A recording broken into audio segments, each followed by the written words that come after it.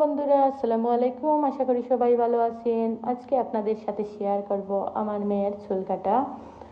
আমার মেয়ের চুল কাটবো কারণ সামনের চুলগুলো অনেক লম্বা হয়ে গেছে, চোখের মধ্যে ঢুকে যায়, তো ওর অনেক অসুবিধা হয়। আর গরমের মধ্যে বাচ্চাদের চুল লম্বা হলে অনেক অসুবিধা, বুঝতেই তো পারতেছেন। আপনারা হয়তো মনে করেন যে আমি পার্লারে যাচ্ছি না, মেয়ের চুল করে বসে কাটতেছি, হয়তো টাকা সেভ করতেছি। না ভাই, এমন কোনো কথা নয়।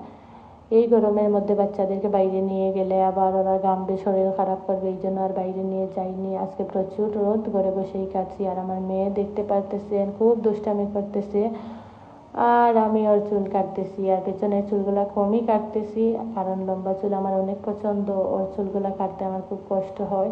অল্প অল্প কাটার পর চুলগুলা দেখতেই পারতেছেন আগের মতোই আছে, তবে সুন্দর। আমার কাছে তো অনেক সুন্দর লাগতেছে। তো আপনাদের কাছে কেমন লাগলো কমেন্টে অবশ্যই জানাবেন। তো আশা করি সবাই দেখার পর আমার মেল চুলগুলো মাশাল্লাহ বলে যাবেন। আসসালামু আলাইকুম।